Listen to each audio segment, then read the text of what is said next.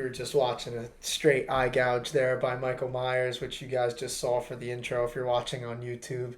So I think that Michael Myers would probably be the UFC heavyweight champion right now if it came down to it. Because I mean, Cyril Gahn, like when he poked Tom Aspinall, he didn't quite get the spray that Michael Myers got there from whatever that guy's name is. But some can probably from the PFL is who Michael Myers was fighting in that movie. But we're back in action, the two of us finally, for UFC Vegas 110. Amazing that we've been at the Apex that many times, and then a few more when you count like some of the other events that they had there in the beginning of like the pandemic. But 110 times, man. And main event for this one was Steve Garcia versus David Onama. And before we get into that, because there is a good amount to get into with Steve Garcia, but I think the narrative that we're seeing a lot right now is about like how these UFC main events have been looking for the next like month or so. Besides the pay per views, obviously, because JDM versus Makhachev is insane, but these fight nights it seems like are getting sacrificed a bit to not only build like the pay per view or the next two pay per views, but then also like the beginning of the Paramount deal. They definitely want to have a lot of big names on those opening cards. But I'm curious what you think, but I'll say this first because this is kind of why I want to talk about it. Like I was saying it on the solo pod that I did last week, kind of how like people are sleeping on this main event with Steve Garcia and David Onama, and I'm like, I'm not naive. Like I know that they're not huge names, but I'm like stylistically, if you're a fight fan, should live up to the expectations in some way, shape, or form, which I think it did. I mean, with the finish that Steve Garcia got. But I was leaving like a few comments on Instagram, kind of like just saying what I think because I was curious if anyone would care enough to respond. And like I actually was a little shocked with some of the results that I got because like I figured it was going to be a lot more people bashing the main event, which I was happy that that wasn't the case. It seemed like a lot of people actually think about it pretty rationally, like me and you kind of do. Like even if it's not a huge name, like in seeing those two guys, it's going to be at least either a good fight or a crazy knockout. And like it seemed like a lot of people were intrigued by it, but we're just mad that that's the main event, like because of their name value. And my response to them was kind of like, well, this is like their chance to kind of make their name. But then I even thought about it afterwards, though. It's still also like kind of a bad argument in a sense because it's like, well, if people aren't excited for the card, not as many people are going to be watching the card. And even if one of these guys does something spectacular, the audience still might not quite be there. I mean, it would be there more than the average prelim on another card, but like still, Yeah, and Apex main event versus like a stacked London card or something. the UFC's social media will only show you right after the finish, They're anyways. getting better with that, though. I will say that, especially on ESPN MMA too, because like I think they want some of these highlights like on Sports Center and stuff like that. But the pay per views, I mean, we've talked about it a couple of times. Some of the pay per views, if it's like a big star doing something crazy, they usually put out the clip. Like, remember when Taporia knocked out Oliveira and they like immediately uploaded it to YouTube, which is crazy. But like pay per views, I kind of get it because they you can still buy a pay per view like after it happens. So like I get that if they don't want to reveal something like that, but yeah, I kind of agree with you. I feel like with the Paramount deal, we're probably going to be seeing more stuff on social media just because then it won't be behind like as major of a paywall as a pay per view is. Mm-hmm. But yeah, I don't know. I was just curious about that going into the week with how people felt about this main event. And I was pleasantly surprised because usually you see like MMA fans have the craziest of all takes. But this one, it seemed like a lot of people were on the same page that they liked the matchup, just wish that maybe it was a co-main event or somewhere on a different card rather than a 5 round fight at the UFC Apex. But But there's two sides to that because who are you? Who are I won't say who people are really gonna expect to headline a Apex card because that's we want to see a big fight every week, but Um, it's who is, but that's kind of the point too. Who is really out there that is going that the UFC doesn't value enough to put on a big spot on a pay per view card, and that's just kind of what the Apex is now, Yeah. because it's not. It's like a stepping stone in a sense for some fighters.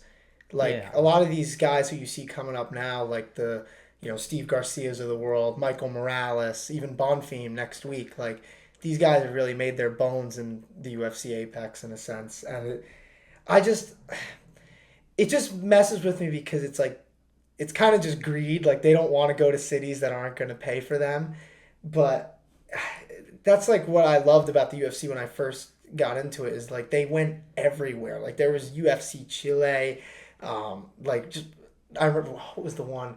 There was one with like Chad Mendez years ago, like maybe 2018. I think they were in like somewhere in Iowa or Nebraska. Like you never see things like that anymore. But and like those fans, they don't have as many sports teams as some of the bigger cities in the world do. So like they're actually going to show up. But and I'm not even really hating on this card. Like I thought this card was pretty good, but I think the conversation is definitely worth having just because you see a lot of people when these fights get booked, they're like, "Man, how is this a main event? Oh, 25-minute piss break." It's like, if you think this Garcia versus Onama is a piss break fight, man, you're just a casual at that point. And like I said, I'm not hating on the people who just are saying like, "Oh, well, those just aren't big enough names." But to me, it's like the people who disrespect the matchup are the but ones that I don't get. it's just the need to comment. It's kind of just like, why not wait till after it happens to make a comment? Yeah, if it's like the Because sloppiest fight you've ever seen, like sure they shouldn't have booked it. But like, especially in MMA too, where like anything could happen. And I guess I don't know. There is an argument for this fight, and I think we can kind of use this to get into the main event. But like, Steve Garcia, for those who didn't see it, he steamrolled David Onama, knocked him out in the first round, just a barrage of punches. So like, the argument for some people would be that David Onama had no business being in a UFC main event against Steve Garcia, which that's kind of like Monday morning quarterbacking it though to me, just because how are you going to know that before the fight? Like to me, I thought this fight was going to be like a 5-round war. Turns out David Onama is nowhere near Steve Garcia's level, and that got proven pretty quick. But at the same time, like you can't predict things like that. And I think the UFC probably when they booked this fight, they figure you got Steve Garcia, who's a really good up and coming prospect, and David Onama, who has insane athleticism, a lot of power, could be somebody to test Garcia.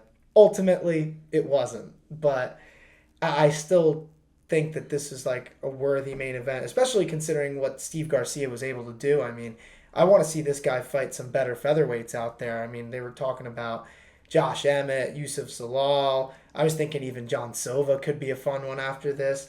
Like, well, because you had Onama before the fight.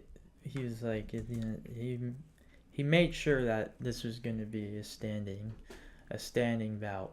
And so when you have when you have people who are like, because, and it makes sense why I wouldn't get all that excited if a main event like this. It's two relatively unknown names in the grand scheme of the UFC world, but you, I think they realize I guess it's to the point that you were saying, like this is their spot to show who they are. I guess make a name for themselves.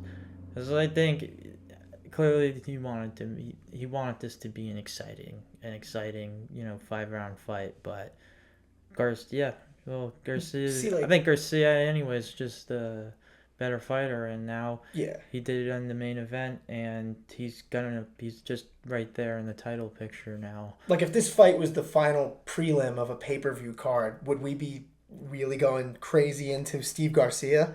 No, but he deserves it because he just proved once again that his level is right up there. And like he proved that David Onama didn't even belong in the octagon with him. And this is a guy in Steve Garcia who's already beaten Calvin Kattar as well.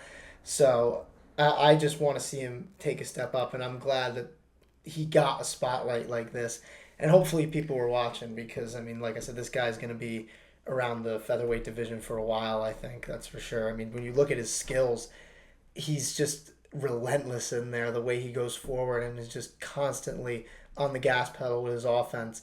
And he's got a crazy good chin too. Like I wrote in the notes, like he reminds me of like a prime Tony Ferguson, but like with actual like slicker boxing fundamentals.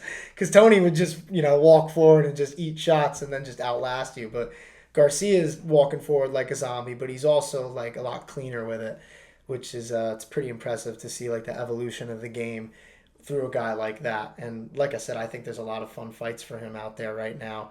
Like I said, Yusuf Salal, Josh Emmett, John Silva, Patricio Pitbull could be a fun one. I think he has a lot of options because he hasn't really fought a lot of guys yet near the top, and this is the type of performance that makes you want to see more out of a guy like Steve Garcia, in my opinion. But so for situations or for not matchups, but cards like this, bookings like this, where you put these two in the main event of the Apex, and it gets the reception that it does because fans understand it's a good match. Like we don't doubt it's gonna be a good fight, but what gives us real motive to be invested in it, and that I think is I think that is a I don't want to say a problem, but I think that is something that UFC should have an answer for, and not just, I guess, bank on the fighters to do something like what Steve Garcia just did, do something great, and just get buzz that way. Like obviously he's gonna do well with Dana and all the higher ups and whatnot. Like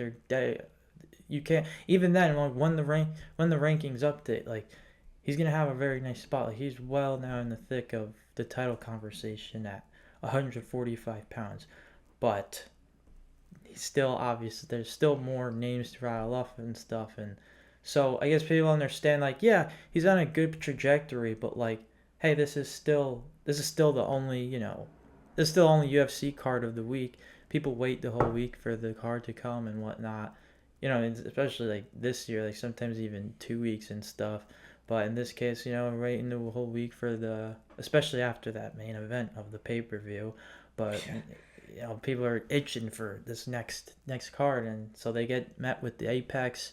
It's two relatively unknown names, and so that's where the discourse comes from, because I just think they got to take it out of the Apex, man. Well, there you go. It's that simple, Rob. It's literally that simple then. Like I said, imagine if this was in like not even a huge city. Like let's say, I don't know, Little Rock, Arkansas. Yeah. But like all those Arkansas fans would be there because like that's the big event in town, And like it's the UFC, you could have a ceremonial way and actually get some energy behind the card rather than having them like, basically in a silent media room on the scales, flexing for a couple of flashing cameras. Like I know I just made it sound more complicated than it, but that's literally. Well, no, you're right though. I agree with you. I just think I think that that's the way that they could fix it though, because it's like you still won't be adding much to like the name value aspect of it, but at least you'll have some energy in the fights like themselves. Like because the UFC Apex, it's weird like when you hear like 30 people cheering. Like it's just, and that's like the pinnacle of the sport. Like think about the NBA, like when they were talking about playing in the bubble that one year, like how quiet it could be at points, or like how weird it was when in some sports they would play like the fake fan sounds. Like this is the pinnacle of MMA, and I feel like these athletes, if you've already earned your spot in the UFC and you're in a main event, I feel like it shouldn't ever be relegated to the UFC Apex. I think the Apex is perfect for like tough, the Contender Series, but like these guys like Steve Garcia who deserve to have a performance like that in front of a huge crowd, it sucks that like there's not really a ton of energy around it. And I think that is some of it, because people, they see these Apex cards sometimes and it feels like they're just mailing them in because there's no one to sell them to. Like they're not expecting a gate, so they don't have any incentive to really build it up, because like you said, the hardcore fans are watching anyway. Like they want to see the fighters fight, and I'm included in that. I'll watch the UFC no matter what. I just like seeing two people in the octagon showing the best of themselves. So I couldn't care less if they're fighting in a back alley personally, but I'm speaking for like the masses, where I feel like most of those people, they want to have some sort of atmosphere. Like you remember back before we even started the podcast, like I would have people over sometimes, or we'd go by Sean's, and it'd be an Apex card, and like the energy in the room would be down because the TV's not that loud, because there's no cheering, like you just hear shots in the commentary pretty much. And I don't know. I just feel like the athletes deserve a little more than that. And it's again like it's not hating on them at all. If anything, it's the quite the opposite. But yeah, man, it still was a good card though, no matter what. Like, and it had its moments. What's up, guys? Sorry to interrupt the podcast real quick, but we have a message for you guys. If you enjoy her Hamburg's content, you want to see more, consider subscribing to the channel, leaving a like on the videos, all sorts of fight content as much as possible, podcasts, interviews, vlogs. We have it all over here, so thank you, appreciate it. We appreciate you, and like he said, please subscribe. And now, back to the show. And then, I know you want to talk about the co-main event, so I say we should get into that. And honestly, if you want to, well, here, first I'll say this. Again, for those who didn't see it, Waldo Cortes-Acosta pretty much starched Ante Delija immediately after the fight got restarted, after Ante poked him in the eye. My personal opinion on it is probably more comical than yours is, because I think you seriously have problems with it, and I don't blame you because I do too, on a serious note. But my first thought was like, man, that's the perfect way to handle an eye poke. You get poked in the eye, you're okay to continue, and you starch the guy immediately. The foul has been neutralized at that point. So, like, shout out to Cortes-Acosta for getting the W literally right after that. But I'll let you go into what your point is here, and then we'll go from there. Well, that's great and all, and that's something that you want to have. That's something you could have wished happened last week in the main event of the pay-per-view, but there's gotta be, when like you just said, and this is the pinnacle of mixed martial arts, things have to be concrete and set in stone and easy for the audience to follow, and not even where the fighters themselves in the octagon with the referees gathering together are like, what the hell is going on right now? Pretty much, I guess, like, that's what all I know is that Waldo Cortes-Acosta is just, he's just like, it was like chaos, like when these refs got together and started like conversing about it. And then we're just like watching, like no idea what's going on. I think the fight got waved off already, which it did, but now it gets restarted. Well, did it though? Because I don't think he ever went like that, but because I think that's like the official sign of the commission that it's off. But it is weird that, like, because it's what you're saying, like they don't handle it in like a uniform way. Like every ref does something differently, and that should not be the case at the pinnacle of the sport, like you're saying. And me and you joke around about the 5-minute clock that starts when someone gets fouled. That's the most useless clock in human history, bro, because nobody follows it. That 5 minutes is a joke because they still stall for like 2 minutes after that sometimes if they take the 5 minutes. I mean, look at the Kevin Holland fight a few weeks ago. I remember we talked about that. So I just think that the rules need to be very concrete. And I've said this before. If they just take a point every time someone pokes someone in the eye, I guarantee you those people's fingers will start to close. And, you might get a few situations where it sucks for the fighter at first, but trust me, they will adapt. They're the best fighters in the world. So I think that they just need something concrete. That's for sure. Yeah. And, situations like this fight could get avoided. But luckily for Waldo and really the whole MMA fan base, like things were kind of made right by like karma or what have you, because like I said, someone pokes you in the eye and then you immediately knock them out after the fight restarts.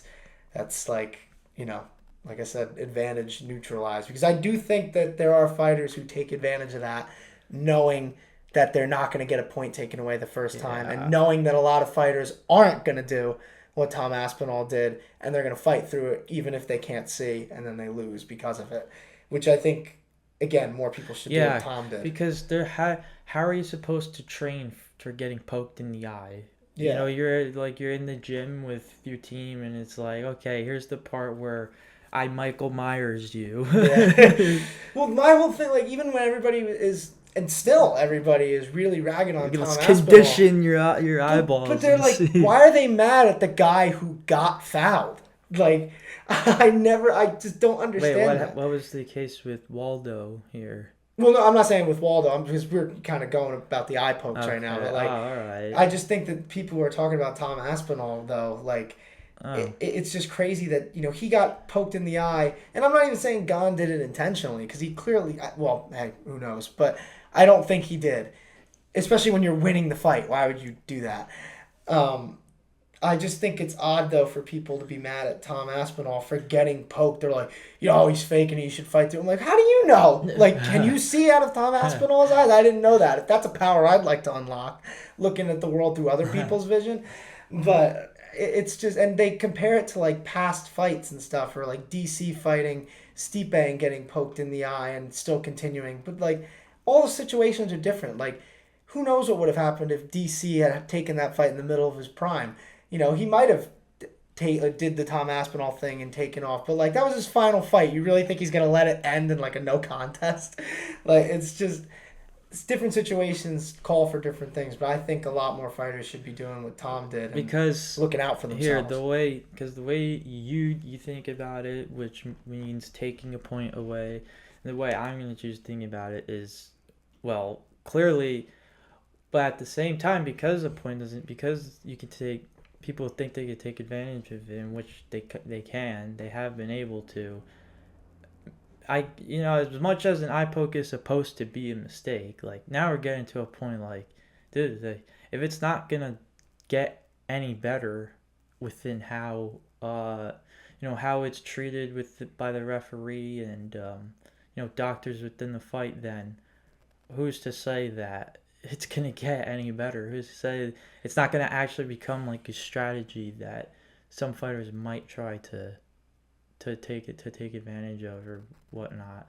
I just think you need to have some sort of rule. Like, if there's no consequences, people aren't going to stop doing it. My point is, like, simply put, eye poke is a mistake. Obviously, no one wants to poke someone in the eye.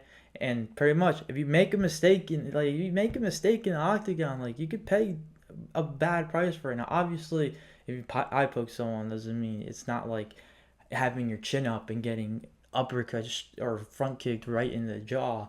But still, you make a mistake in an octagon during a fight, you're going to pay some kind of price for it. So in this case, you poke someone in the eye, you lose a point.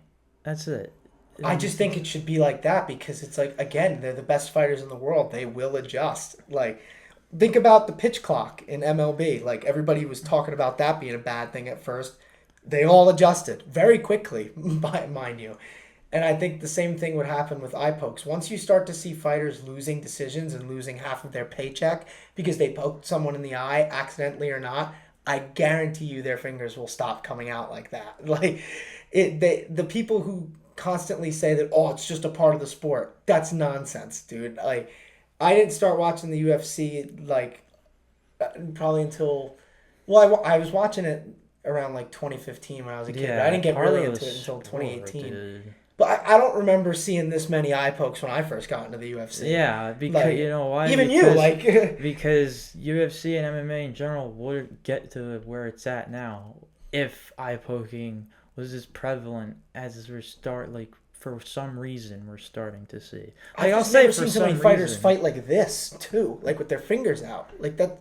A lot of these fighters, especially when you watch old fights, like, they're all squared up. Like it's not like they have their hands in a closed fist, but... Because I get you have to grapple, you have to be able to reach. Yeah. And eye pokes are going to happen. I'm not saying that they're not going to happen. But fighters should, like, really be doing a better job at avoiding them. Like, if a ref tells you to stop putting your hand like this, and then the fight restarts, and you see immediately they're already going like that again, like, that bothers me, man. But, again, if you get a point taken away for it, I think you're gonna fix that because you don't want to lose half your paycheck if you keep poking somebody in the eye. It's just, Yeah. yeah, man. I don't know. I think we've exhausted the conversation with that one because I think we're pretty much in Yeah, agreement. but and at the same time, it's a meeting of minds because I think we both have different perspectives on it, But we both agree that like they but we just meet need to each do other something. halfway. They need to do Exactly. something. Yeah. What that is, maybe they'll figure it out. And it's apparently the Nevada State Athletic Commission is supposed to be having a meeting about this because of the whole Aspinall thing. I know that fight was in Abu Dhabi, but you know, Well, I mean, is this not kind of okay? Going to the pay per view, which I wish I was here to be able to cover as well with you and give my full fledged thoughts, but does it not go back to what we were saying literally on the podcast just before the pay per view? How you can't have so the groin shot, for instance, with so Kevin Holland and Mike Malott, and how that whole thing was went about. Like, our biggest point was like if this happens in a championship fight, it would be so bad and everybody would be talking about it. And then Tom Aspinall has a no contest because of a foul. Yeah, you're right. It is funny, but I mean we're prophets here on the Herd I Handbook, mean, man. yeah, Well, man. but it's like we're not that like maybe I shouldn't be saying We're this, but we're not fans that like we're smart. Like fans like every one of you, yeah, and we don't want to be left in the dark either when we're watching from home. You because know. like I don't think we're presenting some like crazy concept by saying what we're saying. Because like I said, you could look at any other sport and see like rule changes and stuff like that. Like these aren't like Einstein level comparisons that I'm Yeah. making. Like anybody could think about this and get to the same But conclusion that we are. that's literally case in point, and it's because of something that won't be totally fixed, but it will be addressed and shouldn't happen as much anymore. Yeah, yeah, I agree. So we'll see what And if happens it with that does, then athletic. there's a price to pay for it. Like I it's hope there that will be. simple. That's that simple, man. Like you're going into a cage across from another guy trying to separate you from consciousness. Like there's Or no blind room you. there's no room for mistakes. So it's like if I make a mistake that obviously like that I should get punished for poking this guy in the eye.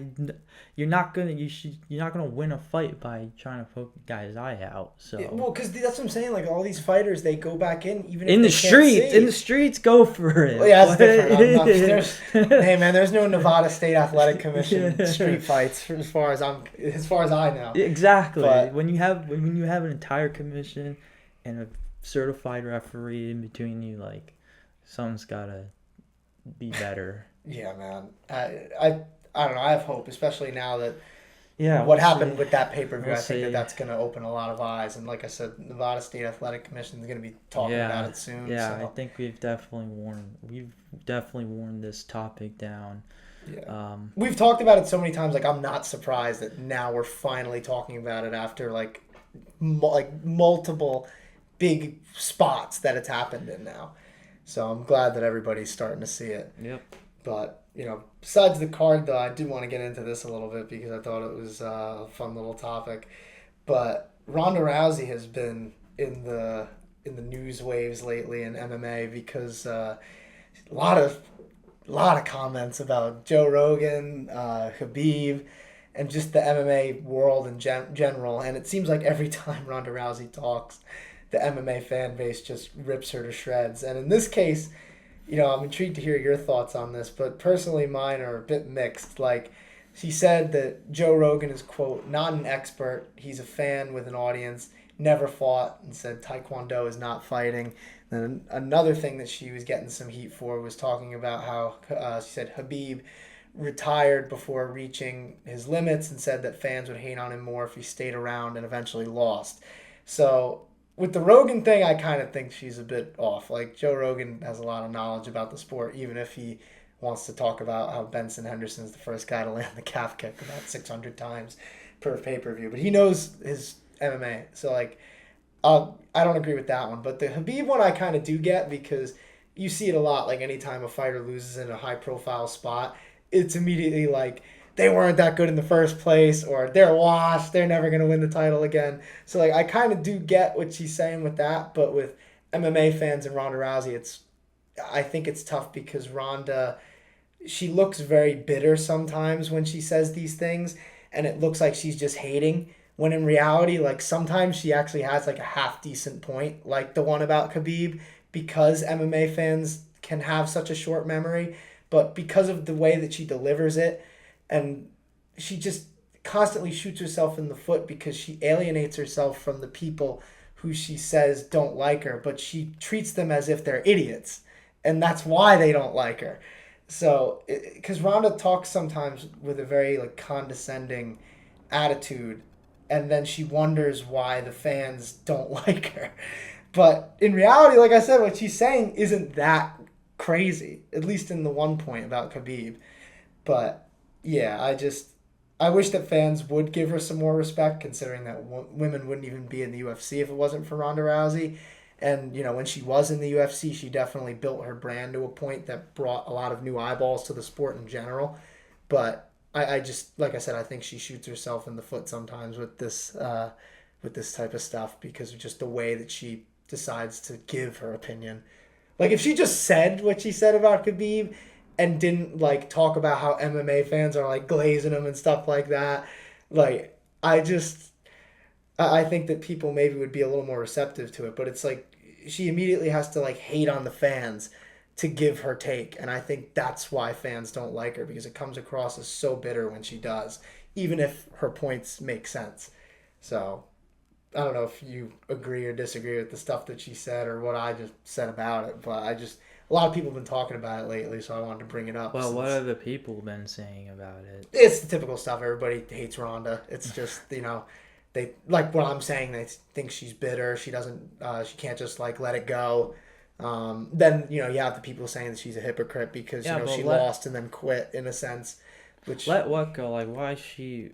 How did Joe Rogan even come up in this I think. conversation Well, anyway? Joe Rogan when she fought, he was always on like the Ronda Rousey hype train. I remember when he used to say that she would beat Floyd Mayweather in a boxing match, which that didn't age well. But Joe Rogan since then has like definitely scaled it back and kind of said, "Oh, well, she was good for her time, but I think nowadays she'd probably get beaten by like any of the top 15 at bantamweight." So I think he's kind of just giving his take when people ask him like about how Ronda maybe would stack up versus the modern competition in women's MMA, and she takes everything personally.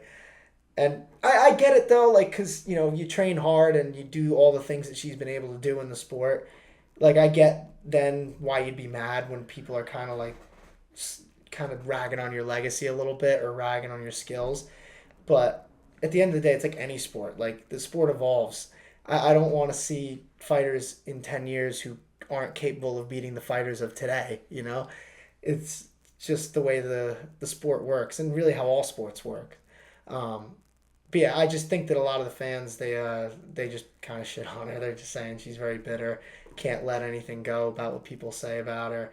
Uh, but yeah, I don't know. In some aspects, they're a little right. I do think that she takes it a little too personally. Like, and we've talked about some MMA fans. Like, it's the loud ones aren't usually the more rational ones. Like I think a lot of real fans like they respect what she brought to the sport, even if they don't like her personally, which Mm-hmm. is fair. But you know, I don't know. It was interesting to kind of see her back in the news recently. It is crazy. Like she's like Connor in a sense that anytime she talks about anything to do with MMA, it really does make the rounds across all the news sites, which tells you how big of a star she still is, even if fans don't necessarily like her. But yeah, I don't know. That was interesting to me, kind of seeing that unfold throughout the week. Because I don't know, like Joe, as far as I'm concerned, Joe Rogan's able because Joe Rogan, never fought, and But he even though, has though. That's the thing. Like I get he hasn't fought MMA, but the UFC wasn't around in the late '80s. What do you want him to do? well, I mean, there you go. Like, I mean, He fought Taekwondo. He was like a legit Taekwondo fighter. how I can think about it is like so he comes over to the UFC and he analyzes MMA. He's able to look at it objectively and just say it for what it is instead, like rather than, because it's no secret, obviously fighters, they're going to have an ego, some way bigger than others, and what happens in their gym, at their camp, with their team is just the right, it's just the right way. It's just the right way. It's just everything, like, sure, guys are gonna move on to other gyms and stuff, or other coaches and all that, but no one's gonna stay training in a gym or with a team that they feel they're just not getting better with at all. So like, so long as a fighter is good, comfortable with where uh they're training, who they're training with, and they're getting wins from it, like, screw everybody else. Like, you can't tell me that. Like, who are you to say that I can't beat this person or whatever? Like, kind of what Ron Rousey, like, That's what I'm saying. last Like, time. it's fair that, like, I do think that she gets a lot of heat, and some of it, like, it is a little warranted, like I said, because I think she has, like, a very condescending tone about everything she says, but at the same time, you're right. Like, Because how that's could you just not take it personally? that's Like, exactly, it's just the mentality you have to have as a fighter. Like, you can kick any and everybody's ass. So, um, that's where, but why she's gonna be getting attacked for it and called bitter and all that is because, well, she doesn't have to really put an emphasis or pay attention at all. It's just that I think, like, yeah, you haven't heard from Ronda Rousey much lately, so she wants to, keep her name in the news and stuff, and keep giving her opinions and all that, and yeah, like, that's it. Like, I mean, who's really gonna deny that Ronda Rousey isn't a pioneer and uh, one of the greatest female fighters to ever perform? So yeah. In her prime and, like, her era in the UFC, nobody was touching her. Like, I remember when she fought Kat Zingano, and everybody thought that that was going to be, like, a crazy fight because of, both really good grapplers. And then Ronda Rousey armbarred her in 14 seconds because Kat Zingano rushed across the cage and Ronda just tossed her and immediately put her in an armbar. Like, you don't see stuff like that every day, and you got to be good to pull that off against someone like Kat Zingano, even if the strategy on her side wasn't that good. But even Misha Tate beat her twice. It's just, it's different eras. Yes, she lost to Amanda Nunes. Amanda Nunes is the greatest women's fighter ever. Lost to Holly Holm. Holly Holm was the next generation. It's interesting though. Like I said, I think some of the hate from fans she brings on herself, but I also think some of it's pretty unfair because she's done a lot for the sport. And I personally, like, I like hearing what someone like that has to say because Ronda's been there, done that at the highest level. So, like, it sucks that she feels like she can't really give her opinion without getting just steamrolled by the commenters out there. Because, like, in my opinion, she shouldn't even care what they think, but she so clearly does because she brings that up every single time. And I think that's why she sounds so bitter towards the MMA fan base, is because she's hearing those loud trolls who are kind of just bashing her yeah, legacy. So I just think that that's something that maybe she should try to avoid because I think that maybe a lot of people would want to hear what she has to say. But, you know, either way, that's all the news for this week. Getting into next week a little bit, kind of goes back to what we were talking about in the beginning of the show. Another Apex card. People feel pretty similarly about this one. Gabriel Bonfim versus Randy Brown. I don't think anyone's disputing that this one is probably going to be a really fun fight. But still, another one, two names that just aren't the biggest in the sport, aren't near the title picture. But still, like I said, this one's going to be a good scrap, and I'm excited for it. And the card around it, like, it's so. There's, like, some decent fights kind of scattered around this one. I think, like, this week's card was honestly a little bit better than next week's is. But still, I think that main event's going to be a really good one, and you guys should definitely tune into that one. And then tune into our coverage of it after the fact, which will be coming out on Sunday or Monday, whatever we end up deciding. But, yeah, until then, we will see y'all. Yes.